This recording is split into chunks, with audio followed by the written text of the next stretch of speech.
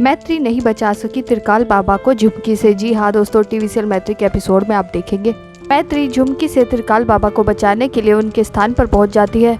मैत्री वहां पर पहुंचकर देखती है त्रिकाल बाबा के सभी आदमियों को नागिन ने डस लिया है। इसमें से एक आदमी बेहोश होता है, जिसमें मैत्री उसे जगाकर वहां पर क्या क्या हुआ सब कुछ पूछती है। वही आदमी मैत्री को बताता है कि नागिन यहाँ पर आई थी। वो इतने ज्यादा गुस्से में थी कि उसने यहाँ पर सभी लोगों को डस लिया और अब वो बाबा को मारने के लिए उनके पीछे गई है। तभी मैत्री बाबा के कमरे में पहुंचकर उनकी बीन उठाकर लाती है, जो कि बाबा से झुमकी के डर के कारण वहीं पर छूट गई थी। उस बीन को लाकर मैत्री उनके शिष्य को देती है और उसे अपने साथ चलने के लिए कहती है और वो दोनों के दोनों बाबा को ढूंढने के लिए निकल पड़ते हैं। बाबा झुमकी से डरकर भाग रहे होते हैं। मैत्री को जब काफी देर तक बाबा और झुमकी नहीं मिलते, मैत्री उनके शिष्य को बीन बजाने के लिए कहती है, जिस पर वो बीन बजाते हैं। झुमकी बीन की धुन पर नाचने लगती है। बाबा झुमकी को कहते हैं कि जब तक बीन बजेगी तू मेरा कुछ नहीं बिगाड़ पाएगी। तभी उनका शिष्य बीन बजाते हुए नीचे गिर जाता है। झुमकी बाबा को डस कर वहाँ से भाग जाती है। तभी मैत्री को बाबा की चिल्लाने की आवाज आती है। मैत्री उनके पास पहुंच जाती है।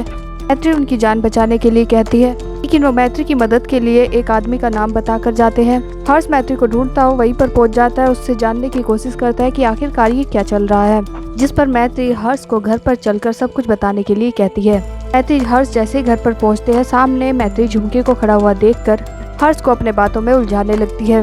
अभी हर्ष मैत्री को कहता है कि क्या तुम मुझे ये बताने वाली थी, और मैं पूरी तरह से सच जानना चाहता हूँ कि आखिरकार क्या चल रहा है। मैत्री नहीं चाहती थी कि झुमकी को इस बारे में कुछ भी पता चले, क्योंकि झुमकी को लगता है कि मैत्री को अभी उसके नागिन होने के बारे में नहीं पता है। इसीलिए मैत्री हर्ष को अपने साथ कमरे में ले जाती है। झुमकी को इस बात का डाउट हो रहा होता है कि मैत्री मुझसे कुछ तो छुपा रही है, इसीलिए झुमकी मैत्री के कमरे में छुपकर उनकी बातें सुनने की कोशिश करती है। मैत्री जानती थी कि झुमकी ये सब करेगी, इसीलिए झुमकी को ये सब दिखाने की कोशिश करती है कि सब कुछ नॉर्मल है। झुमकी के वहाँ से चले जाने के बाद हर्ष मैत्री से सच जानने की कोशिश करता है, जिस पर मैत्री हर्ष को कहती है कि मैं अभी तुम्हें कुछ नहीं बता सकती, बस तुम्हें मेरे ऊपर विश्वास करना होगा। साथ ही मैत्री हर्ष को ये भी कहती है, तुमने आज जो भी कुछ देखा उसके बारे में तुम किसी को नहीं बताओगे, जिस पर हर्ष मैत्री की बात मान लेता है। उसके बाद रात के समय जब मैत्री सो रही होती है, बीच में जब मैत्री की आंखें खुलती है, तब वो देखती है हर्ष वहाँ पर नहीं है।